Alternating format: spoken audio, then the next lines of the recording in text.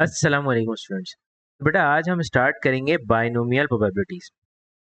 अच्छा, binomial probabilities में क्या होता है, किस तरह से होता है, क्या चीज़ें होती हैं, वो सारी चीज़ें हम आपको एक्सप्लेन करते हैं और उसके बाद फिर उसकी असम्पशंस देखते हैं और देखते हैं कि वहाँ पे सवाल कैसे यूज़ किया जाएगा और किस तरह से किया जाएगा। देखिए, सिंपल प्रोबेबिलिटी के बारे में तो आप बिल्कुल बहुत अच्छे से जानते हैं कि सिंपल प्रोबेबिलिटी जो होती है वो एग्जैक्टली आपके पास जो सबसे आसान फॉर्मूला है सिंपल प्रोबेबिलिटी का वो ये है कि favourable upon total.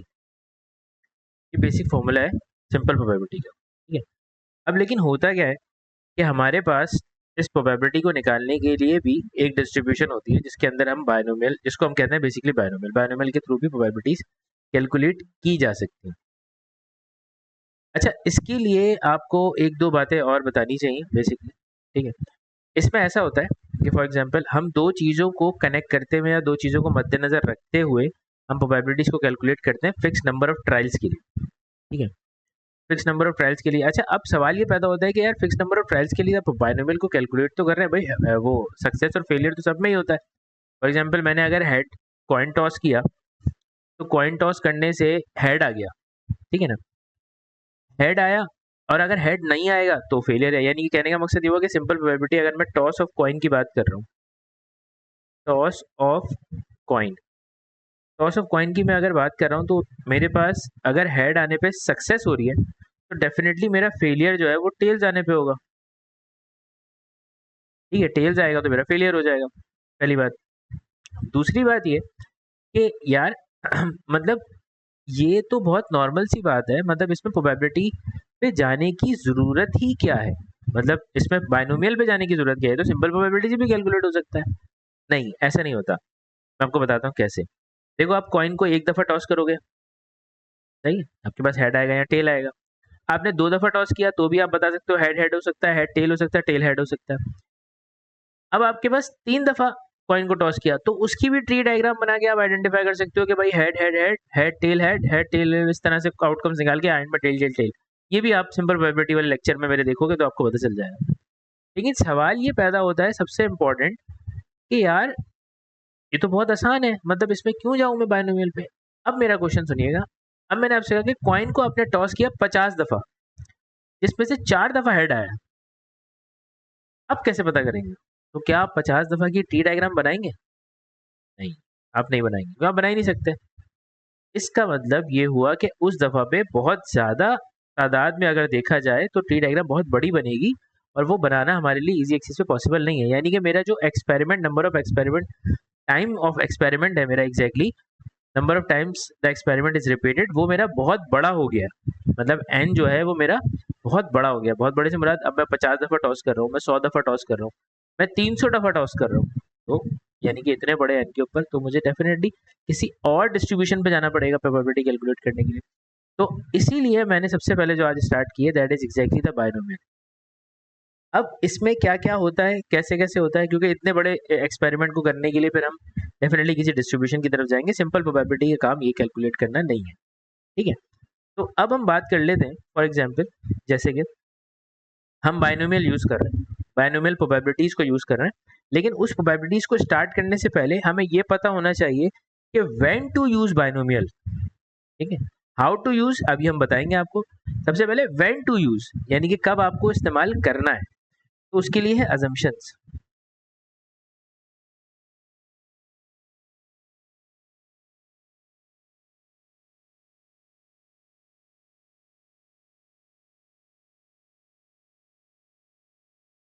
When to use binomial, हम बाइनोमियल को कब कब इस्तेमाल करेंगे। सबसे पहली अजम्पशन क्या होती है हमारे पास बाइनोमियल इस्तेमाल करने की? एन। एन होता है आपका नंबर ऑफ एक्सपेरिमेंट, ठीक है, number of times the experiment.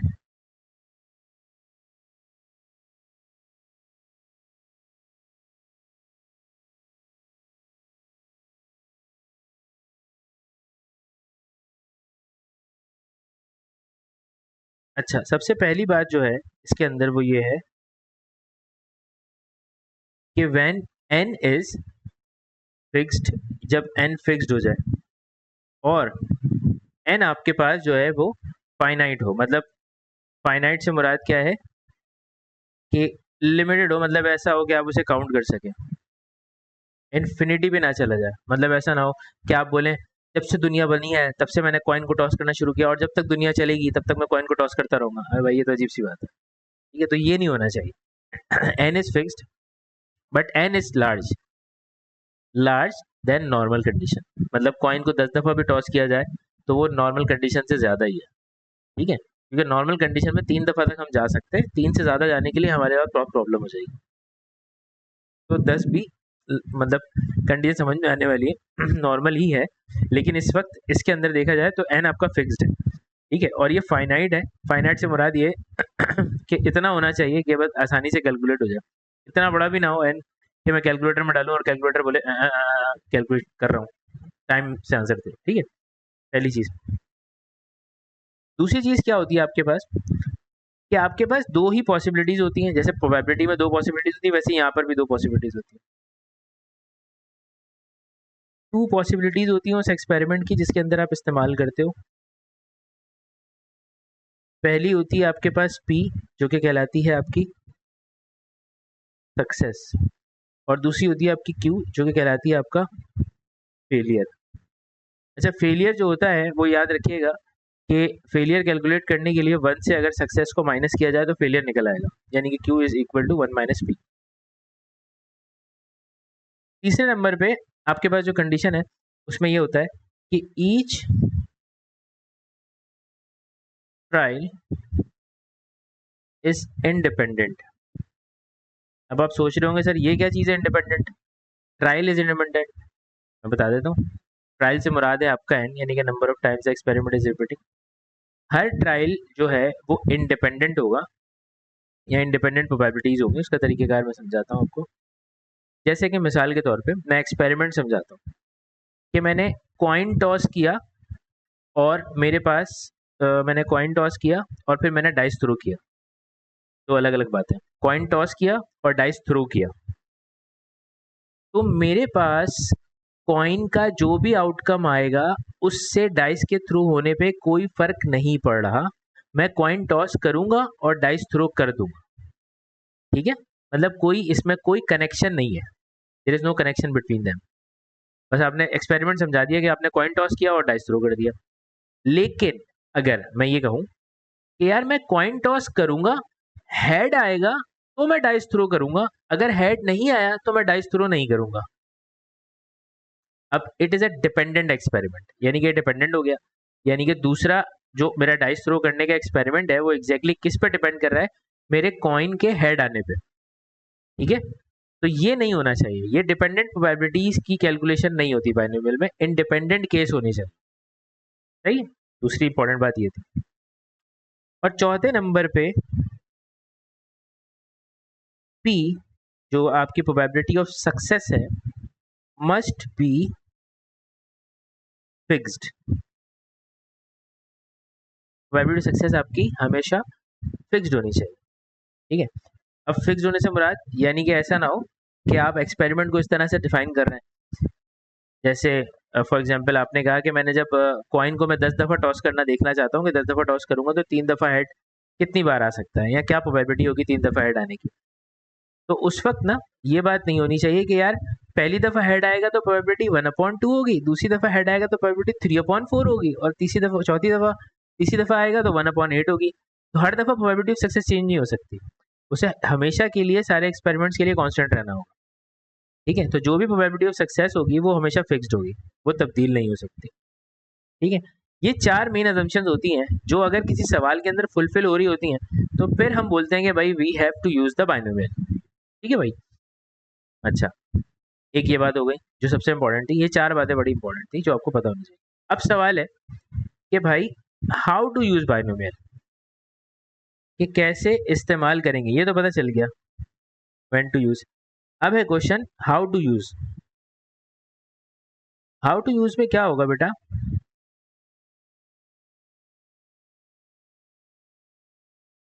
आपके पास बाइनोमियल प्रोबेबिलिटीज को कैलकुलेट करने के लिए जो फॉर्मूला होता है that is exactly n c x, आप उसको एन सी एक्स लिखते हो, p की पावर x q की पावर n माइनस x। ठीक है, ये आपकी एग्जैक्टली प्रोबेबिलिटीज होती हैं जिसके थ्रू आप फॉर्मूला कैलकुलेट करते हो और कैलकुलेट करना शुरू करते हो। सही है। अच्छा, इसमें एक और बात होती है, एक सेकेंड मुझे दीजिएगा ज़रा, ये मैसेज का रिप्लाई कर।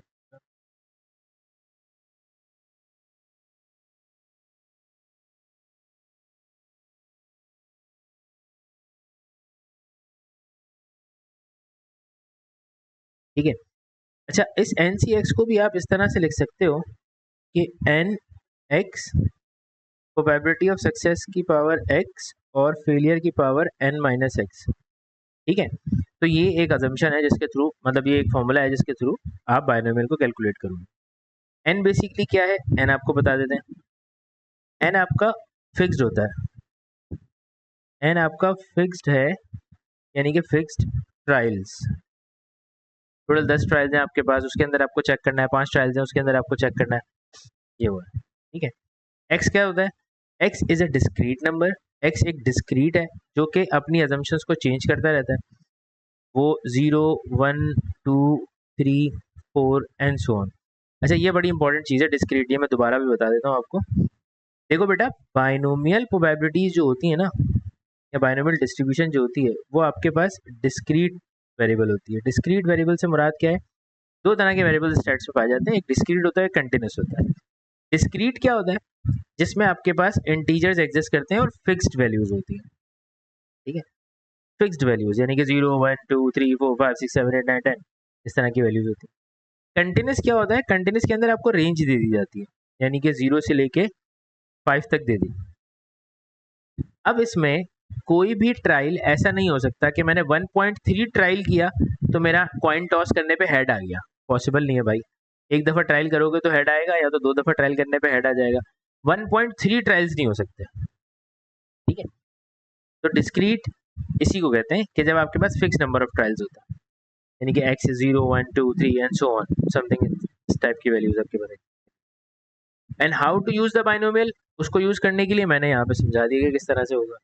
ठीक है, अब हमें क्या करना है कि अब हमें देखना है कि हम इसके सवालों को किस तरह से और किस नौइयत के साथ हल कर सकते हैं। तो उसके लिए हम खोल लेते हैं अपने पास पेपर्स।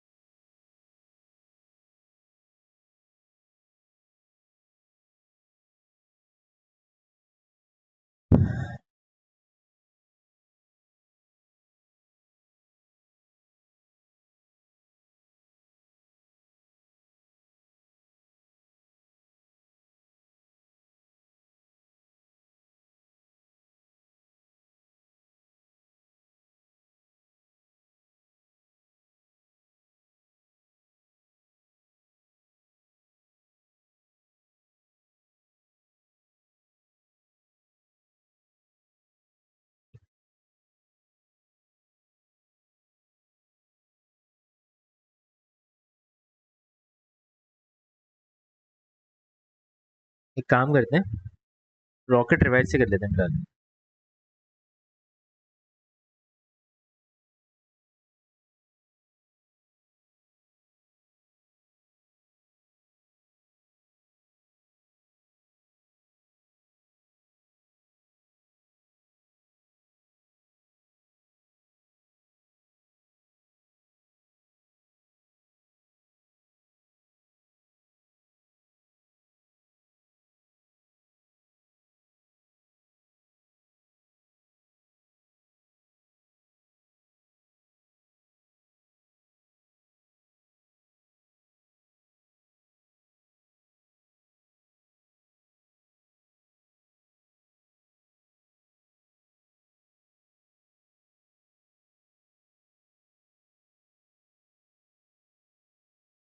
मैं भी सिंपल प्रोबेबिलिटी के क्वेश्चन दे रहा हूँ।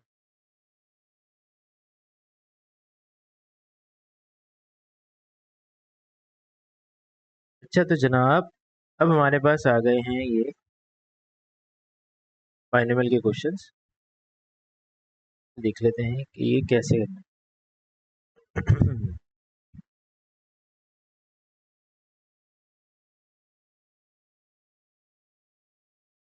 अच्छा जी, सबसे पहला सवाल हमें जो दिया हुआ है, उस सवाल को सबसे पहले मद्देनजर रखते हैं और इसको देखते हैं कि इसमें हमसे जो है ना उसने क्या पूछा एग्जैक्टली।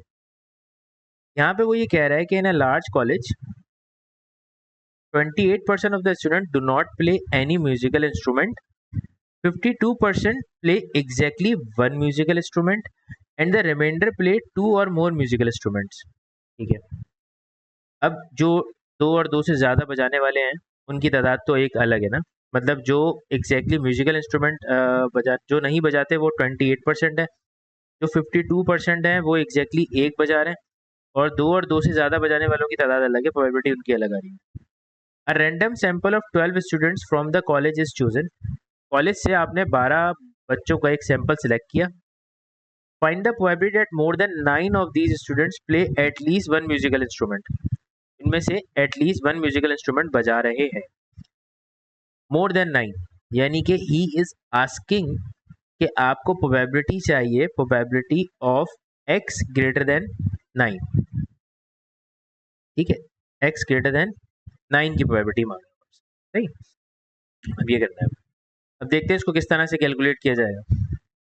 देखो बच्चे, probability of x greater then 9 की अगर वो मांग रहा है तो वो मैक्सिमम कहाँ तक जा रहा है, ये भी डिपेंड करता है आपके पास। कि जैसे आपके पास जो ट्रायल्स हैं वो कहाँ तक जा रहे हैं, 12 तक जा रहे हैं, नंबर ऑफ ट्रायल्स 12 है। तो इसका मतलब एक्स 10 पे प्रोबेबिलिटी निकालनी होगी, एक्स 11 पे निकालनी होगी, और एक्स 12 की प्रोबेबिलिटी आपको निकालनी होगी। ठीक है, अच्छा इसमें एक और काम भी होता है बड़ा मज़ेदार, वो ये कि जब प्रोबेबिलिटी बहुत ज़्यादा बड़ी होती है ना, यानी कि जैसे एक अजम्पशन होती है जो टीचर्स बता देते हैं कि अजम्पशन याद कर लो कि अगर probability of x greater than a है तो आपको 1 minus probability of x less than a, यानी कि आप एक्स लेस देन ए की प्रोबेबिलिटी 1 से माइनस कर दोगे तो उस वक्त प्रोबेबिलिटी बड़ी आसानी से कैलकुलेट हो जाएगी। लेकिन हर दफ़ा में ये नहीं लगाते। ये तब लगता है जब मिसाल के तौर पे आपके पास फॉर एग्जांपल अगर देखा जाए एन आपका 50 है और मैंने आपसे कहा कि मुझे बताओ probability of x greater then 5, 5 से बड़ी की प्रोबेबिलिटी बताओ, 5 और 5 से बड़ी की।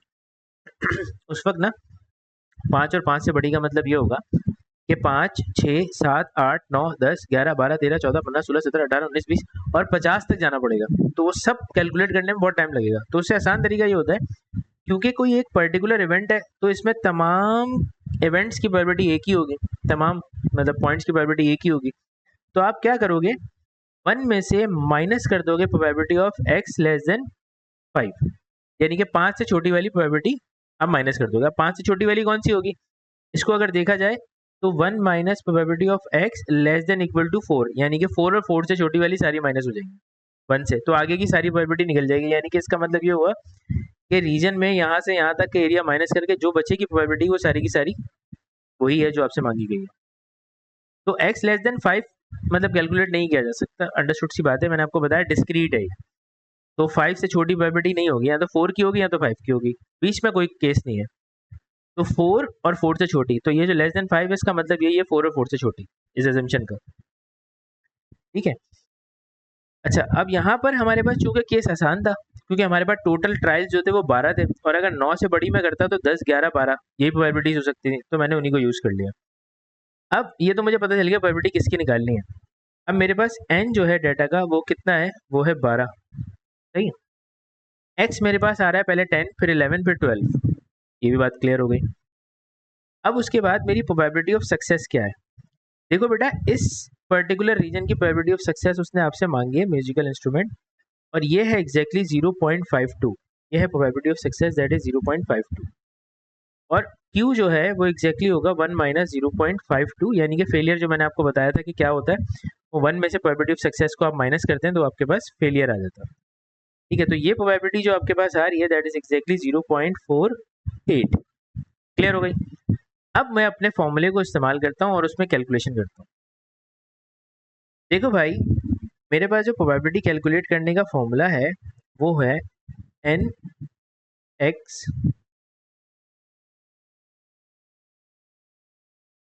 पी एक्स क्यू की पावर एन माइनस एक्स। ठीक है। अच्छा, अब n मेरे पास है 12 और x जो है वो एग्जैक्टली मुझे अलग अलग निकालना है, यानी कि 10, 11, 12 सारे निकालने हैं। तो मैंने क्या किया, सबसे पहले मैंने कैलकुलेट किया। मैंने कहा भाई 12, 10, प्रोबेबिलिटी सक्सेस है मेरे पास 0.52 की पावर 10 और फेलियर जो है वो 0.48 की पावर हो जाएगी 2, क्योंकि 12 में से 10 जाएगा तो 2 बचेगा। फिर उससे अगला केस जो है वो 12 से 11, प्रोबेबिलिटी ऑफ सक्सेस की पावर हो जाएगी 11 और फेलियर जो है 0.48 उसकी पावर हो जाएगी 1। फिर आएगा plus 12 C 12, probability of success की पावर जो है वो है 12 और फेलियर की जो पावर है वो हो जाएगी मेरे पास 0.48 की पावर हो जाएगी 0। ठीक है। तो अब मैं इसको कैलकुलेट कर लेता हूँ। अब इसको कैलकुलेट करने के लिए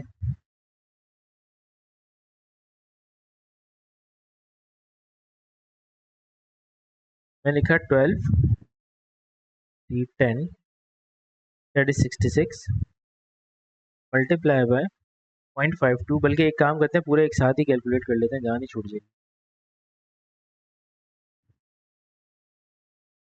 12 सी 10 और 0.52 की पावर हो जाएगी आपके पास 10 और मल्टीप्लाई बाय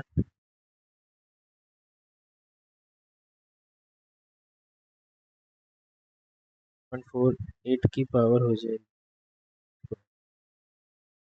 तो ये आ रही है जनाब हमारे पास 0.02198 प्लस फिर आपके पास है 12 सी 11।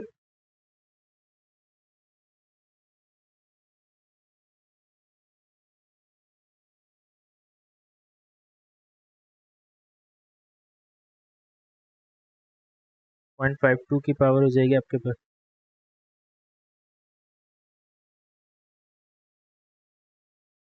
क्या कह रहे हैं आप, कौन सा फॉर्मूला है?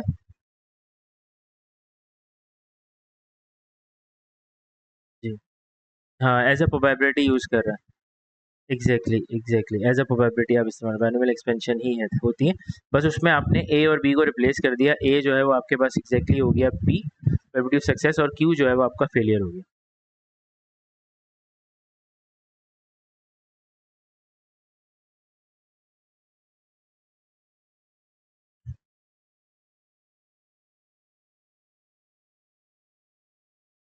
ये मैं अभी कर रहा हूँ इस तरह से, वरना इसका एक आसान तरीका भी है, लेकिन उसमें कैलकुलेटर थोड़ा सा टाइम लेता है पूरा फंक्शन लिखने के लिए।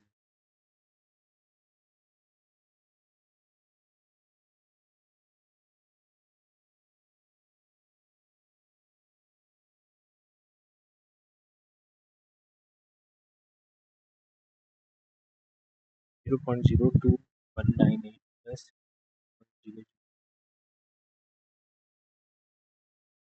0।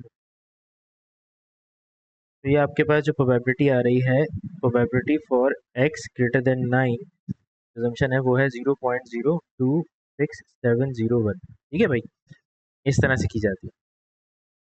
अब एक सवाल और देख लेते हैं इसका, कि एक सवाल से तो कोई मज़ा नहीं आएगा, कम से कम दो चार सवाल हों तो बात समझ में आती है और फिर मज़ा भी आता है सवाल को करने में, समझने में। जैसे ये वाला क्वेश्चन है,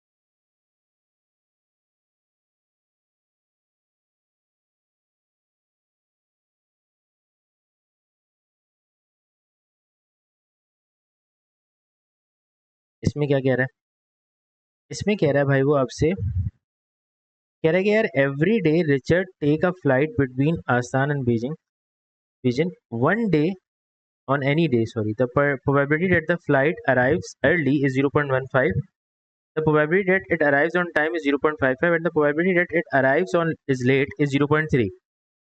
Find the probability that on each each three randomly chosen days, यानी ये कहने का मकसद हुआ कोई से भी 3 डेट चूज कर लिए जाए। Richard's flight does not arrive late, उसकी फ्लाइट जो है वो लेट नहीं आई, तीनों दिन में लेट नहीं आई। अच्छा, ये एक सिंपल क्वेश्चन है, अगर लेट होती है तो क्या है और अगर लेट नहीं होती तो क्या है। भाई अर्ली आने की 0.5 है, if probability that it arrives late is 0.3।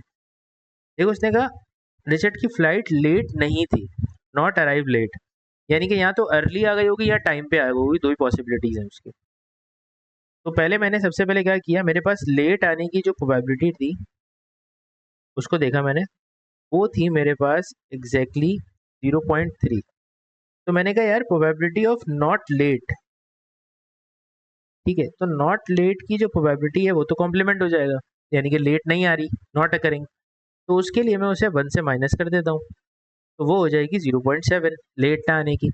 अब 3 रैंडमली डेज की बात की जा रही है, यानी कि पहले दिन फ्लाइट लेट नहीं आई तो 0.7, अगले दिन भी फ्लाइट लेट नहीं आई तो भी 0.7, और उससे अगले दिन भी लेट नहीं आई तो भी 0.7, यानी कि इन तीनों को मैं मल्टीप्लाई करूंगा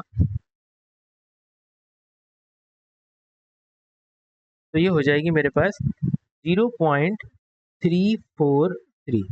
राइट, क्लियर हो गई बात। अच्छा, अब ये एग्जैक्टली हो गया आपके पास पार्ट ए, जो आपने अभी एग्जैक्टली आंसर किया, एक आसान सा सवाल था। पार्ट बी, पार्ट बी में कह रहा है find the probability at 9 randomly chosen days Richard flight arrives early at least 3 times, यानी कि अब उसने बहुत सारे दिनों के अंदर से टोटल 9 दिन उठाए, उनमें से भी कुछ दिनों के ऊपर वो चेक कर रहा है कि फ्लाइट 3 दफा, उसने कहा एटलीस्ट 3 टाइम्स अर्ली, 3 दफा अर्ली आई है फ्लाइट, एटलीस्ट 3, एटलीस्ट 3 का मतलब हुआ कि तीनों 3 से ज्यादा, यानी कि तीनों 3 से ज्यादा मरतबा अर्ली आ गई फ्लाइट, और जो जिन दिनों में लेट हुई वो निकल फिगर आउट कर ले। तो अब तरीकेकार क्या होगा, पहले पूरा डाटा हमें सवाल समझ में आ गया, अब हमें कुछ भी नहीं करना, बस हमें सिर्फ अजम्पशंस को अपनी फॉलो करना है। देखो हमारे पास सैंपल साइज फिक्स्ड है, 9 का सैंपल लिया आपने, यानी कि n is equal to 9। Trials की जहाँ तक बात हो रही है, उसने ये मुझसे कहा है कि एटलीस्ट 3 की प्रोबेबिलिटी चाहिए, यानी कहने का मकसद हुआ कि probability should be x greater than equal to 3, 3 और 3 से ज़्यादा दफे, ठीक है। प्रोबेबिलिटी ऑफ सक्सेस कौन सी होगी आपकी, उसने कहा कि भाई फ्लाइट अर्ली आ रही थी, अर्ली फ्लाइट आने की प्रोबेबिलिटी जो थी वो थी 0.15। तो आपका फेलियर क्या होगा, फेलियर होगा 1 माइनस 0.15, जो कि बराबर हो जाएगा 0.85 के, ये आपका फेलियर हो गया, ठीक है। अच्छा, अब आपको इस केस की प्रोबेबिलिटी चाहिए।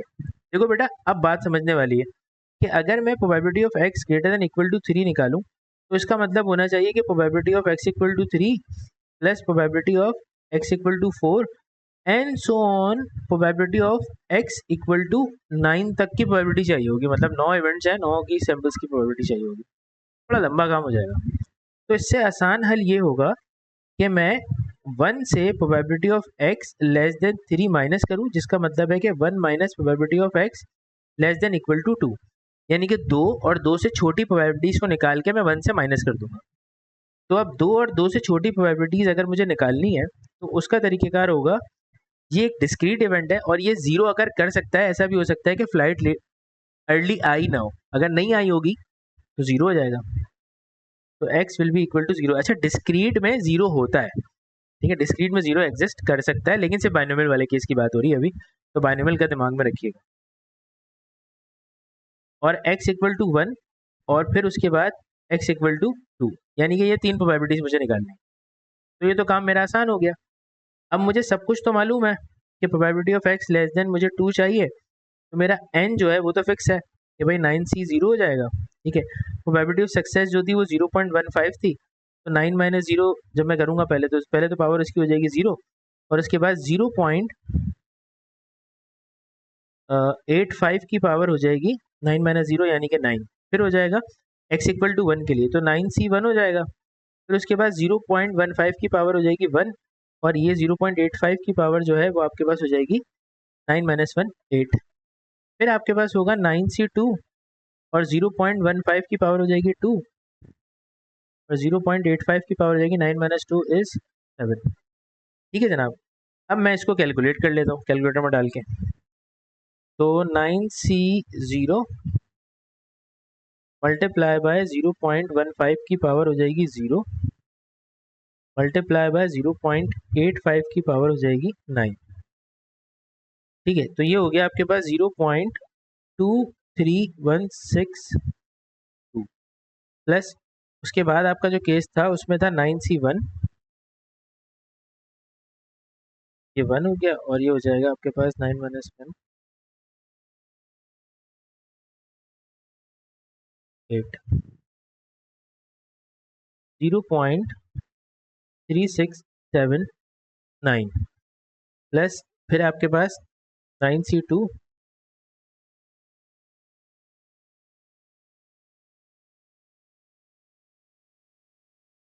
वो हो जाएगा 0.25967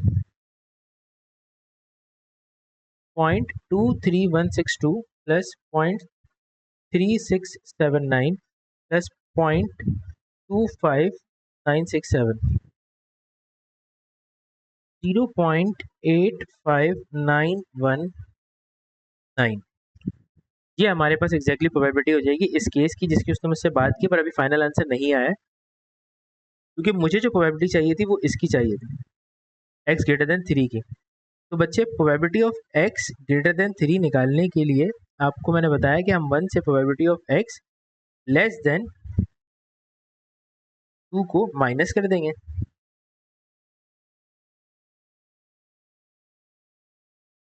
ये मैंने ऐड सही किया 2596,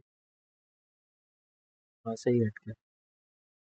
तो x less than equal to 2, अब ये हो गया 1 माइनस और इसमें आ रहा है 0.85919 और इसमें से 1 से मैं अपने आंसर को माइनस करता हूँ तो ये मेरे पास आ जाएगा exactly 0.14081। That is the probability of x greater than equal to 3, यानी कि 3 और 3 से ज़्यादा बार अर्ली आने की जो प्रोबेबिलिटी है वो एग्जैक्टली ये बन रही है। ठीक है जनाब, तो आज की क्लास हम सिर्फ यहीं तक रखते हैं क्योंकि इसके अंदर हम दो चीज़ें सीख चुके हैं। मतलब हमने पहले प्रोबेबिलिटी को एक्सप्लेन कर दिया और उसके कुछ सवाल करवा दिए। अब अगली क्लास में हम दोबारा से प्रोबेबिलिटी के कुछ और क्वेश्चंस करेंगे और उसके बाद हम आगे बढ़ेंगे आगे आने वाली चीज़ों के ऊपर और देखेंगे कि फिर हमसे किस तरह का सवाल पूछा जा रहा है। ठीक हो गया, तब तक के लिए अपना बहुत सारा ख्याल रखिएगा, मुझे बहुत सारी दुआओं में याद रखिएगा। अल्लाह ने के बाद।